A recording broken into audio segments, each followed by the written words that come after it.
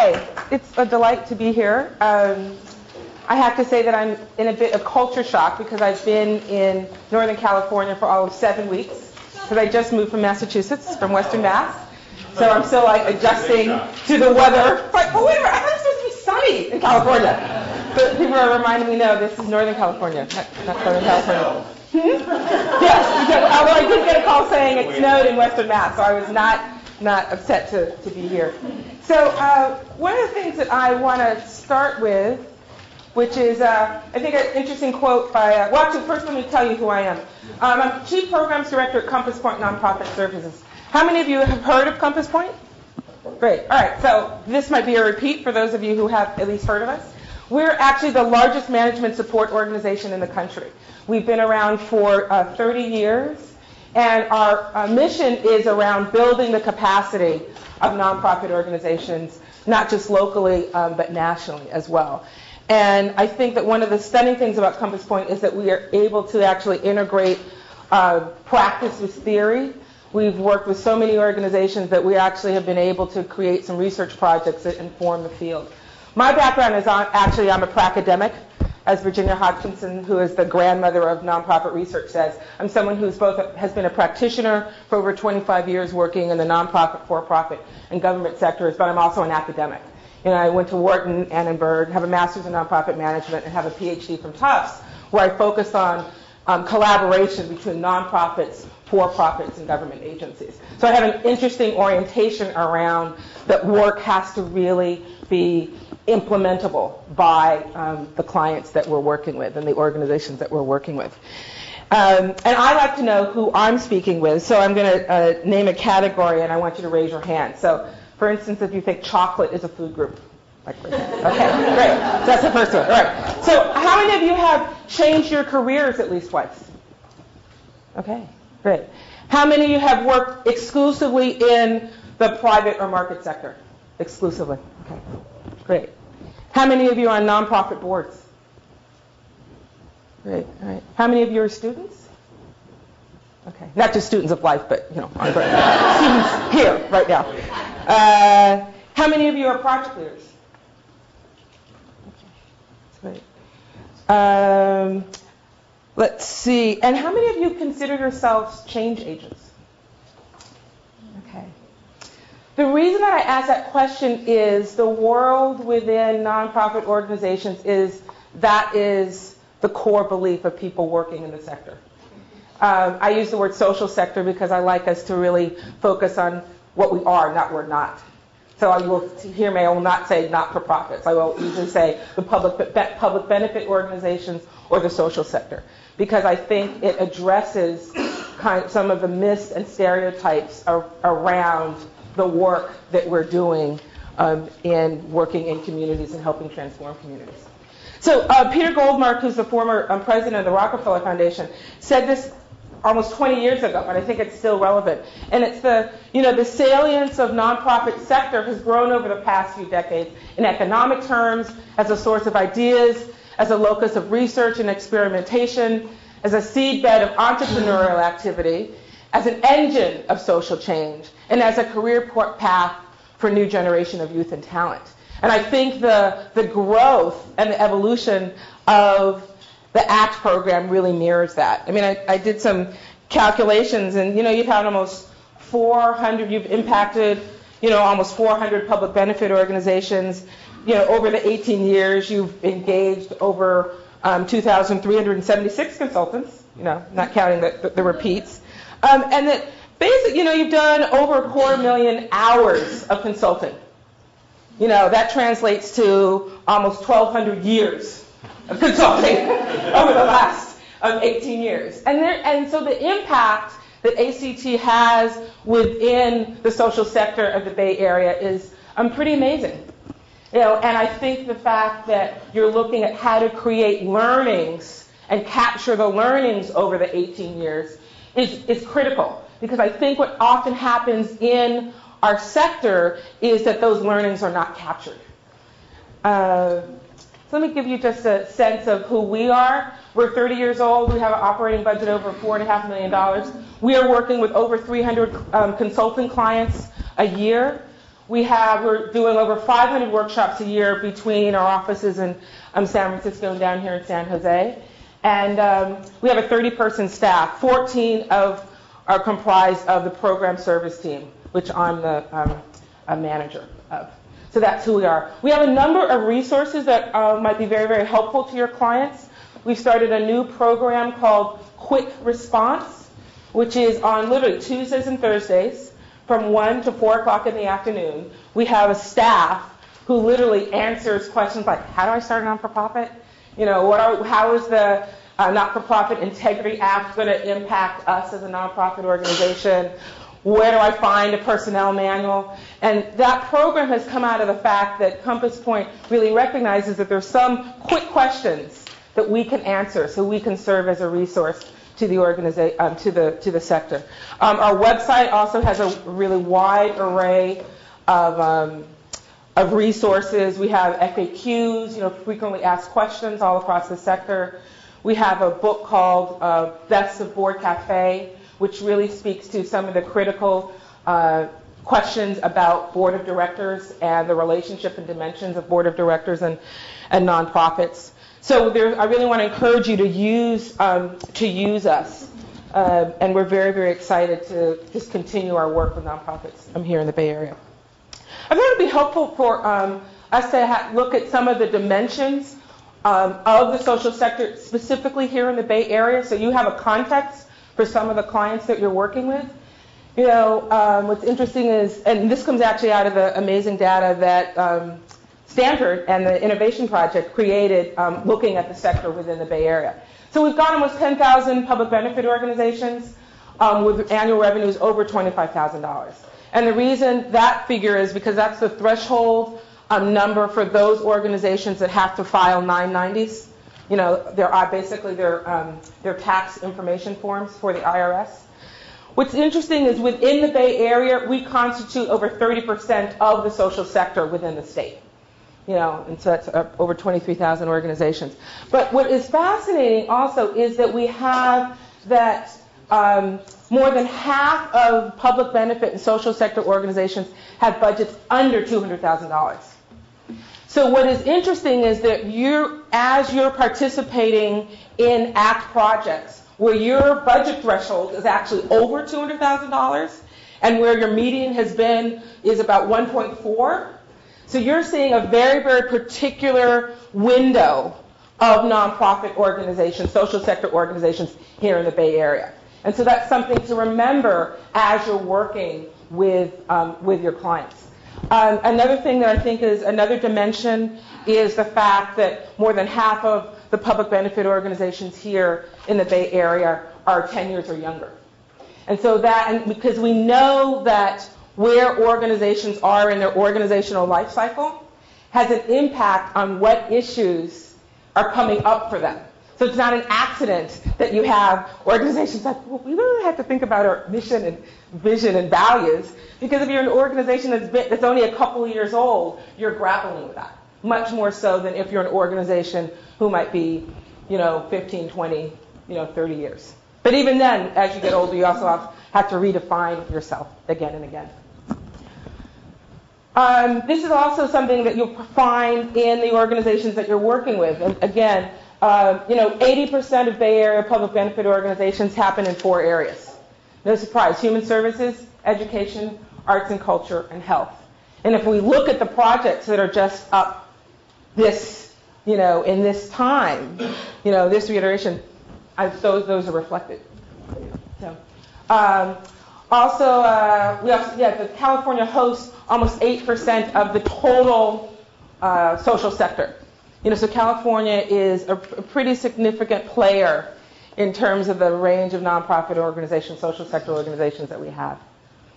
This is also, I think, an interesting dimension. We're talking about that 2/3 of organizations only have, not even 2.5 FTEs. So when we're talking about full-time equivalents, full-time staff. So if we're thinking about that, we're doing consulting for organizations that very often have really small staff, And the comments in the panel really reflected that in terms of you can come up with an absolutely brilliant strategy around how to implement, either financial management or how to do market extensions. But the reality is that very often, the social sector is phenomenally under-resourced in terms of staffing. I just want to point out that the Alumni Consulting team has 2.35. Yes, exactly. So they're mirroring what's happening. Right. Yeah. Almost 3 out of 10 of Not up to 2.4 yet. yeah, 3 out of 10. Almost 3 out of 10 social sector organizations in the Bay Area are franchises or affiliates or chapters of national organizations. So that actually also creates a sense of that these local organizations are part of a larger context. The fact that, whether it's Girls Club or, national, the YMCA, the YWCA. So that these are organizations that have a greater, often have access to a greater infrastructure because they are one out of a larger group of people. No surprise, 85% utilize volunteers. They have a range from anywhere from 2 volunteers all the way to 2,000 a year. So that's also, a reflection of some of the resource constraints as also resource assets that not-for-profits are trying to mine. But much of the work that they do is through their volunteers. This is really interesting. 76% have websites, which is 3 times the national average. Now, I wonder why that is. And this is actually something that I think that is important to remember as we're doing consulting, is that the orientation toward technology will probably be higher here, just because of the level of resources and access that social service or social sector organizations have being here in the Bay Area. I'm sure that oftentimes that many of your projects might integrate use of technology in innovative ways. Almost half of them develop strategic and business plans. Where you're here. But I think also what's fascinating is those who are receiving government and foundation funding, that is actually higher. 60% of those organizations, because they have funding, and I think it's because oftentimes the funders are driving them towards really looking at strategy and business development, which is different. So, I didn't like this. Okay, so one of the things I would like us to think about. Senge talks about, in the 5th discipline that there are, the 5 elements of learning organizations. How many, Senge, we're here in a business school, right? Everybody nod their head that they've at least heard of them, right? And one of, I think, his key orientations is like, what's the mental model? Like, what's the framework that we approach any particular concept? So what I want us to think about is, so we hold some myths or stereotypes, truths, assumptions, perceptions about everything that we interact with. So what I want us to spend a little bit of time on is, for you, what are some mental models around the social sector? So it's almost like free association. When I say non-for-profit organization, what do you think about? Sure. Underfunded, right, okay. Right, underfunded. What else? Understaffed, right. Right. Mission-driven, right. What else? Inefficient. Okay, inefficient. What else? Non-analytical. Okay. Personality-driven. Complicated. Right. Okay, the personality-driven. Worthwhile. There was one before that. Complicated, right. What else? Come on, you got them. You have more than this. What else? Either out of your experience. Passionate. Right. Mm-hmm. Okay, really passionate. What else? Faith-based. Mm-hmm. Essential. Resistant to change.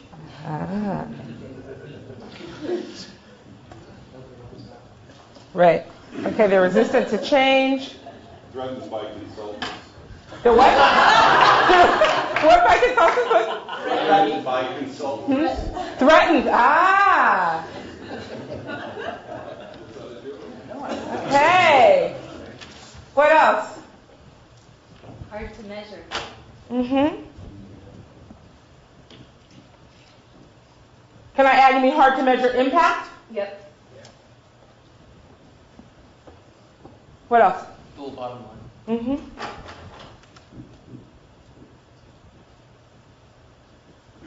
Could you explain what that means?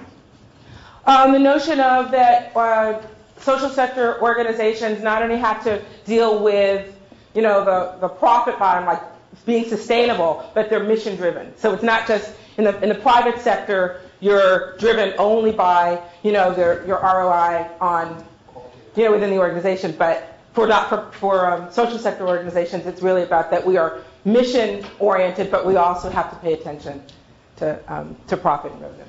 Suspicious of quantification. Ah, great.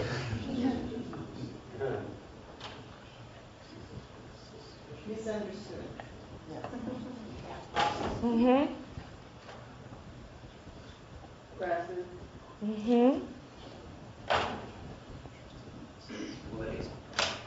Right. Others? Resourceful? Resource limited. Mm-hmm. Resource constrained, right. I think they have a really hard time managing all their resources because they come in pieces, like lots of part-time volunteers or lots of small It's like a fractured resource base. Okay, so they're challenged by management, right? Entrepreneurial.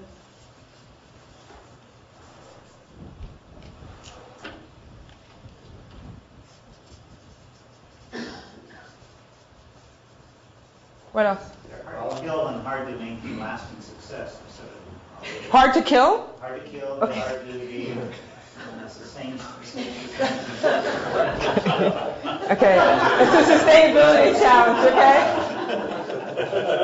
No, after considering, there are any number of experts within the not-for-profit sector who feel that, over the, 1.3 million not-for-profits, that's too many, actually. And that they keep on, they keep on being generated. The statistics are something like, every week 3 not-for-profits are started. Volunteer. Yeah, they're volunteer driven. Okay. What else? Opportunity driven. Mm-hmm. Chasing the money. It's what we call mission drift. Oftentimes you're going to find clients that are like, oh, we got to run after that, our request for proposal, oh, we got to run over here to do this. And so that mission, very often the work that you're going to be doing is actually to help articulate whether or not they're, suffering from mission drift. What else? Opportunity driven. Others? Banding. Mm-hmm.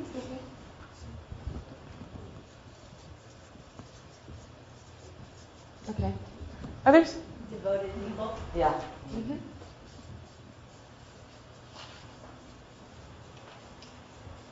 Okay.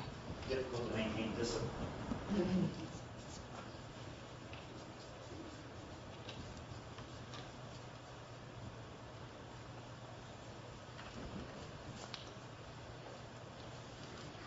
All right.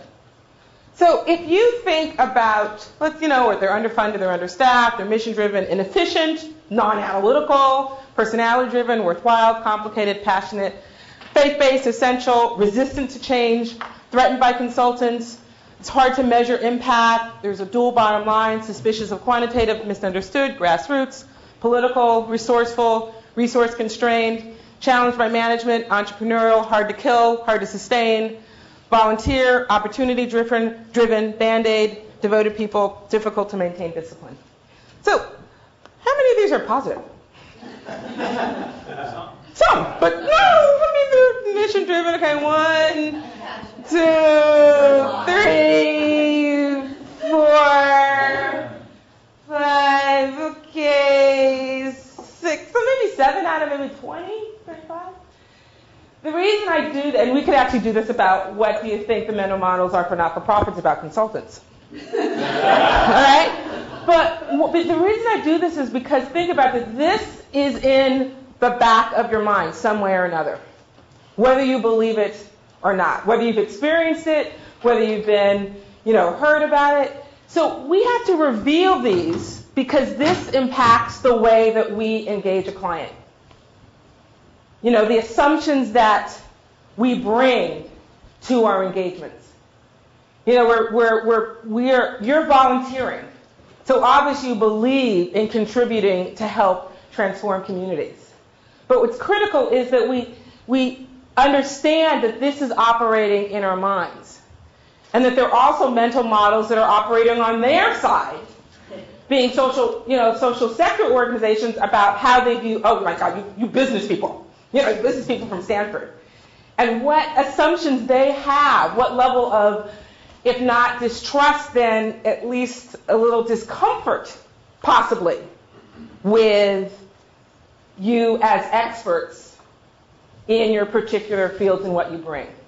Another thing that's really important to recognize is that you are, no matter what the entry point is, whether a board member has brought you in, whether an executive director has brought you in, that very, very often it's like the consulting team, the act consulting team, is perceived as you are the expert who's going to help, might be fix or at least address, if not reveal, a particular challenge within the organization. And that there's a particular responsibility in that. So I think that often the challenges that you have as being project members is related to building that relationship and having the organization articulate why you're coming in is of value to the organization. And that many of the questions and comments in the panel this morning reflected that. Like, how do you deal with the fact that, there's a range of issues that an organization is dealing with, and so that you have to understand that your project is one of 500 things that any social sector organization is dealing with. So when a client might not, doesn't show up or doesn't give you data, doesn't mean that they're not committed. It just might mean that there are other issues really impacting their day-to-day reality. Yeah. Questions or comments about this? Kind of what? Why black and blue? Oh, I just like different colors. The reason, or just because they're different colors? Just because they're different colors, and I'm an arts person, and I like it. Yeah. That's great, because I couldn't see why the black and blue. Yeah, was it? Yeah. See? And analysis. Like, trying to figure out why they black. Usually I do different. It's actually, I'm doing a deep psychological study, about what people's orientation is between blue and black. Yes, exactly. Anything else other than what's the colors? Anything else? Yeah, these are a lot of these are the same for profit companies. Yes. Mm-hmm. Mm-hmm. Yes. Face maybe not. Mm-hmm. That's true, and I think that is actually the challenge is that there are certain dimensions that are parallel in for-profit consulting. But I think the fact that social sector organizations are mission-driven that does change the dynamic. And it's what was spoken to in the panel about the fact that I think for many, I won't say it, but for many public benefit organizations, their default is not analytical. And that you bring, this is later on in my presentation, that you bring a particular perspective with your analysis that is critical to organizations. One of the things there are a number of things that we've noticed, some areas that public benefit organizations are really addressing. One is executive transition and succession. Oftentimes you have organizations that you've either had, how many of you worked on an engagement where you have a founding executive director who's been there for over 10 years? Okay, right. So that issue of I'm the founder there, and this is related to personality driven, that I as the executive director am the organization. and the dynamics that occur from that, and the challenge about I can't even conceive of leaving this organization because I am the organization.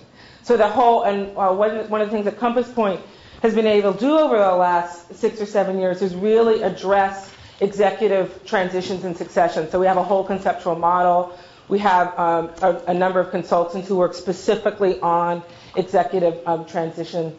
So we've been funded by the Casey Foundation to do a lot of this work across the country. We also, this is endemic to the sector, resource scarcity that's created by external factors.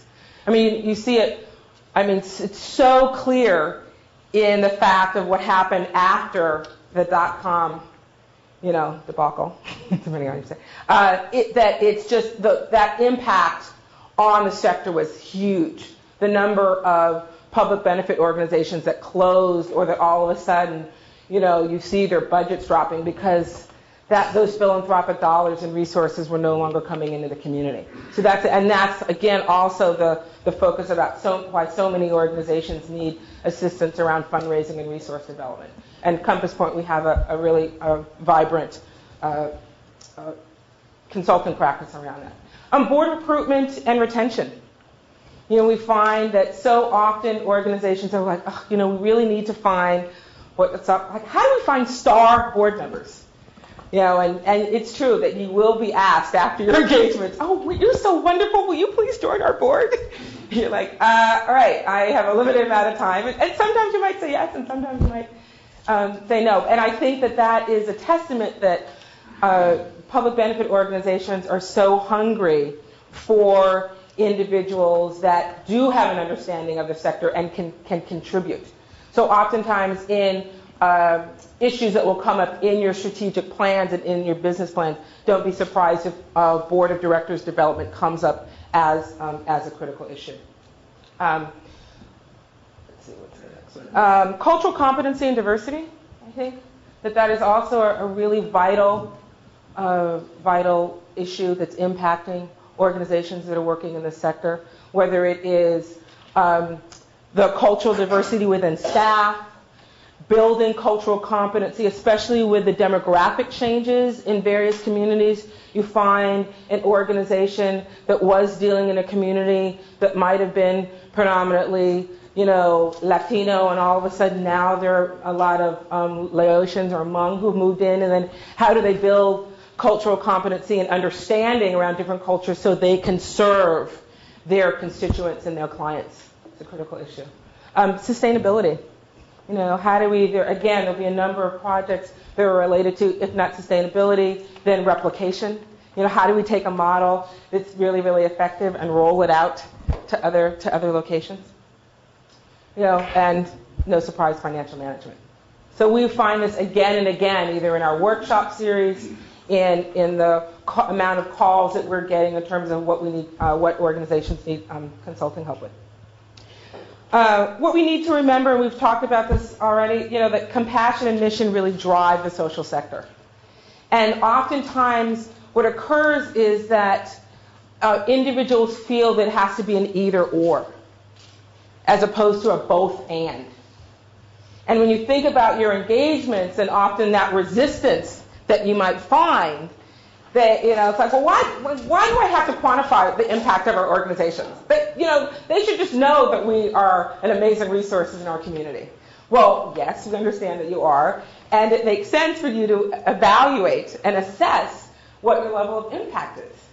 But it doesn't have to be that the fact that organizations are so driven by the desire to contribute and transform a community, that does not have to be at the expense of either conducting analysis and doing evaluation and actually creating and sustaining effective programs. As I mentioned earlier, analysis is often not a default within the social sector. And we have to remember that very often the individuals that are working in social sector organizations have come to the organization out of sheer passion, and so they haven't, experienced management classes. They've been working there for 2, 3, 10, 15 years because they're committed to addressing a particular social challenge. So the skills and competencies that are necessary for any particular job are sometimes not there.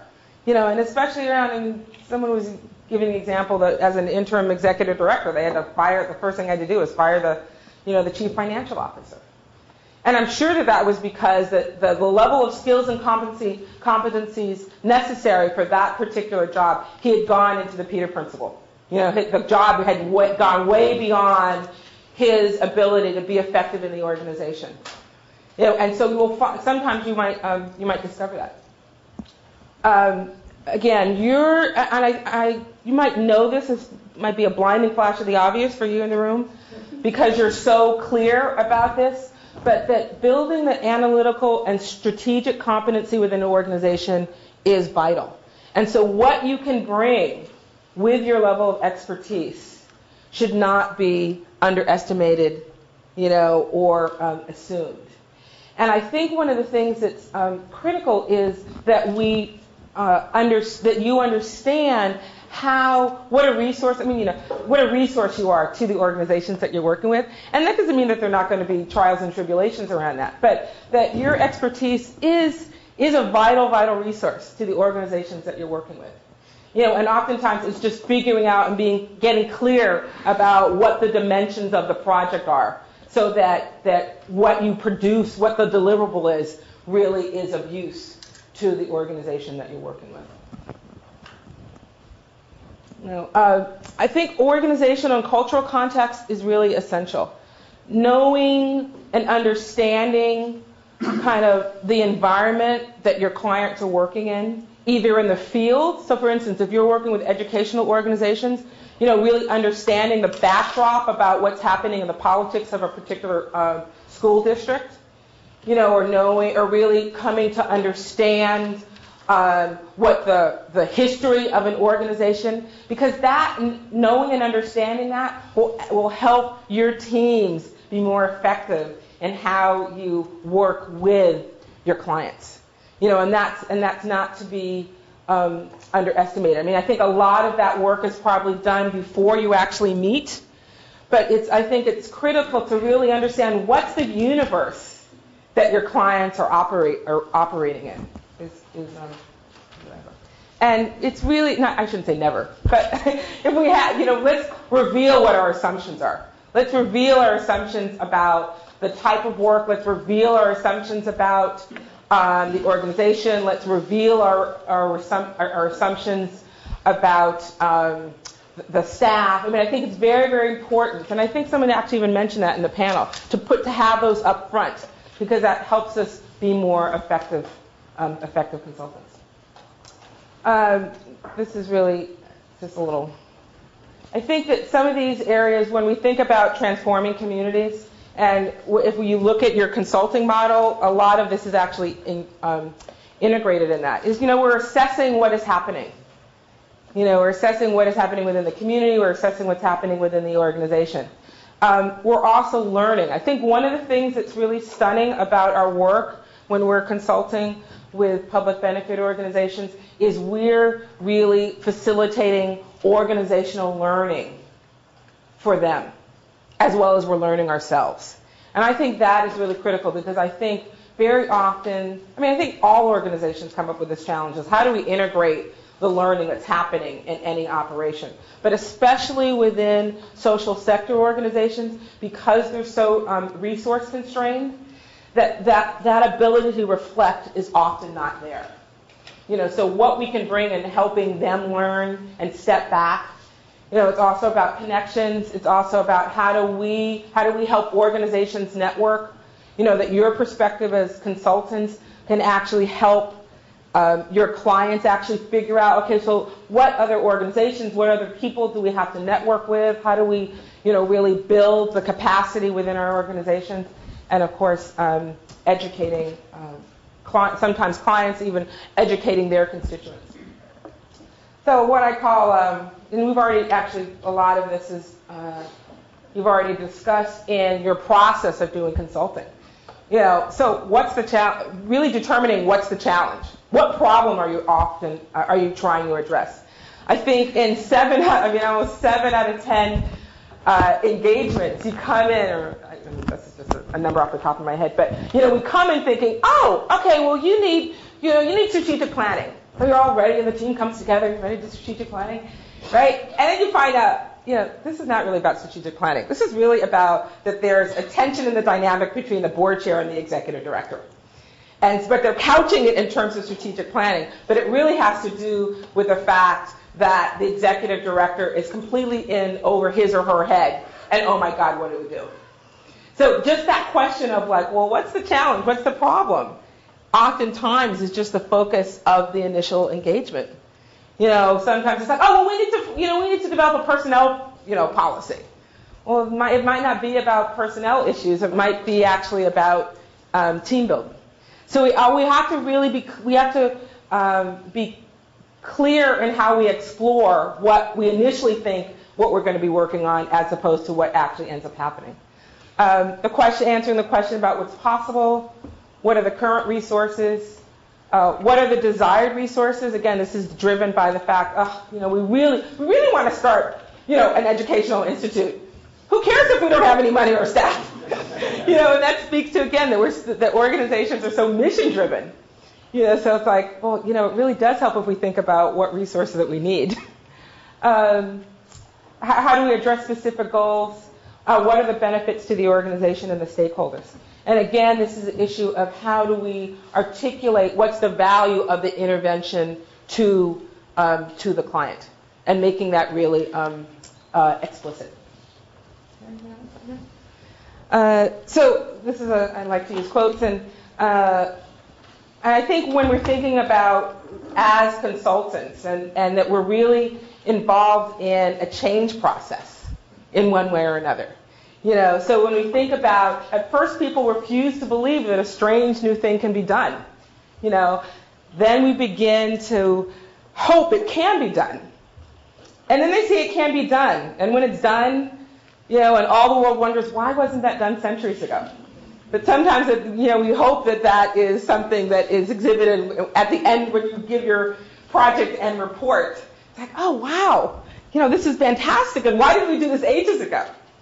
So it speaks to the power of the work that you're doing for organizations here. And if you have questions, I didn't have my numbers. I'll put up my number and my email address. So if you have actually questions, and we'll actually do some Q&A too. This is more an observation. It seems like oftentimes there's 3 steps after that quote. Mm-hmm. The first one's disillusionment. The second one is search for the guilty. The third one's punishment of the innocent. That's one particular orientation. It's a little cynical.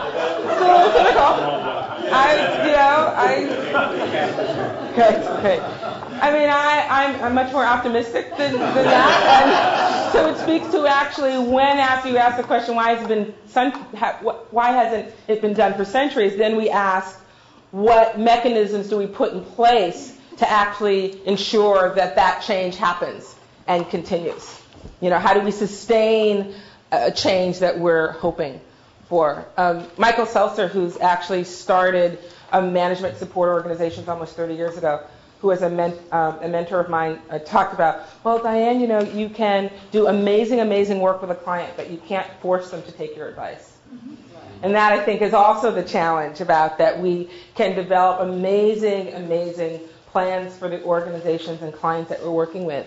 But I think the challenge of being a consultant is that we're not often in the position to then help implement.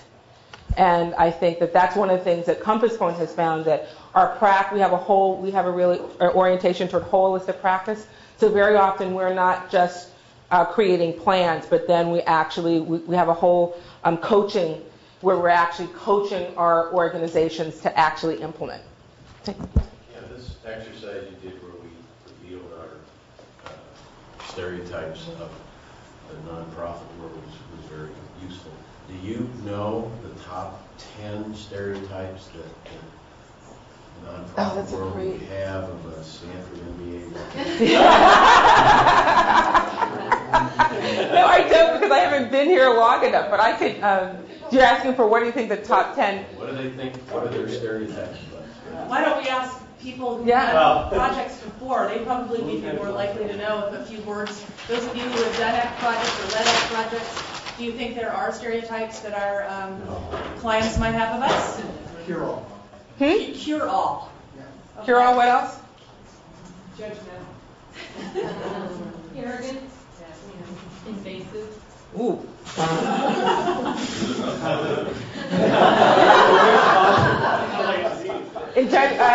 Judgmental, what else was there? Arrogant. Ooh. Smart. Arrogant but smart.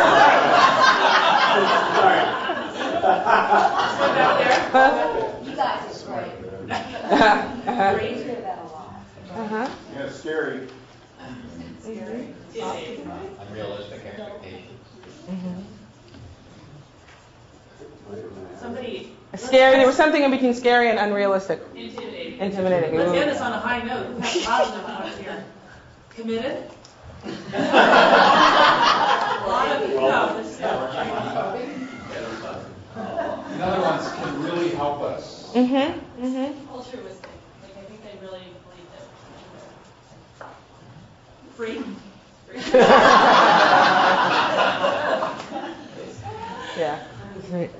How many can we copy off the board? Right. Right. Yeah. You're passionate. You're essential. Complicated? Yeah. And I want to. One color.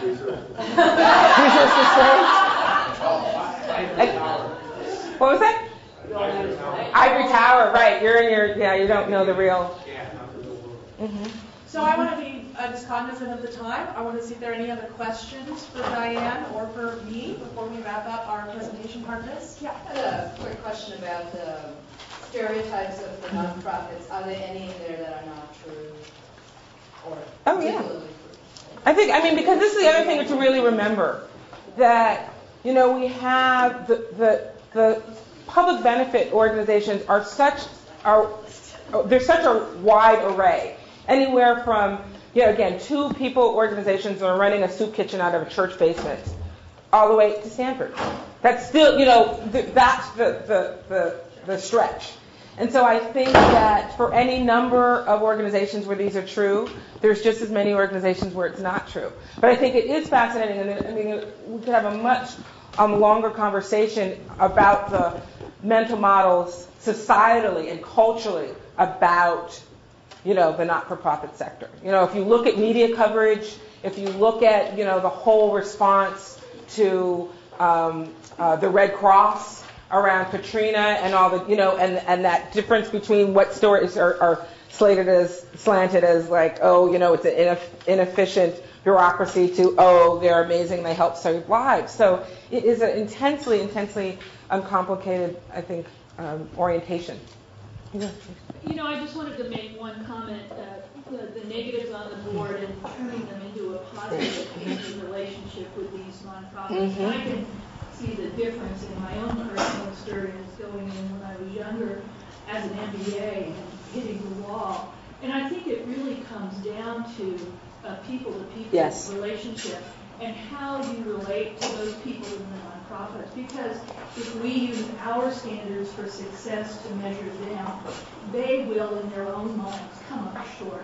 And that's not the relationship that you want to establish. Yeah. I think the key is not to go in your 3-piece suit, give you a leather briefcase, and speak the MBA public sector jargon.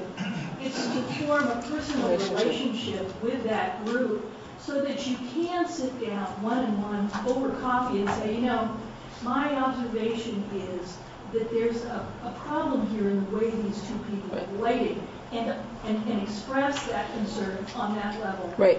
And then many of those negatives can become positive. Yeah, I think that's actually critical because in any type of consulting, whether it's consulting in the public sector, in the private sector, the key and essential element is the quality of the relationship that you as a consultant have to your client.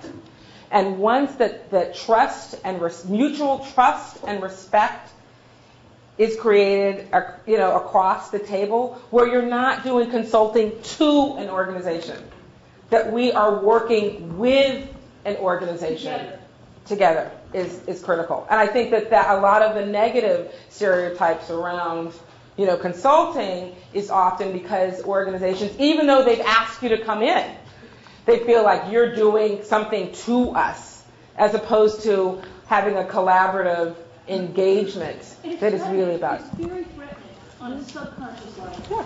Right. What are you doing? What are you going to uncover? There are two hands, and I think we have to stop. I just wanted to dovetail or add to that. If you look at that list, I looked at that list and I just well, that looks like life. It's messy. Yeah. People need to get along. If you were to push, the form of engagement, I think that ACT offers relationships with the client and the public benefit groups. I just have to say that the value added is in the collaborative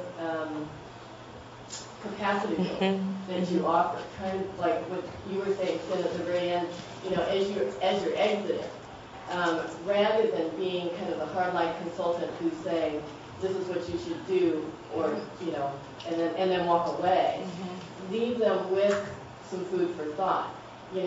Organizations can recover from errors, and you give them the capacity to do that. Sometimes if it's a simple observation or a very general question, it may be that the relationship between the board and the executive director needs to improve. And if you leave them with that food for thought, that's a great gift. So. There's one other hand. Yeah, and also building on that, I think a lot of the words in the board imply that the perspective that we're taking from the business side is the right perspective. And I think that there's a lot to also be learned by thinking about why those might be negative perceptions from the other side. So it's not necessarily a good thing to speak in consulting jargon in any event. Whereas, being more straightforward about what you're saying can actually be valuable as a lesson for not just dealing with this nonprofit sector. Yeah. Great. All right, terrific. Great. Well, thank you.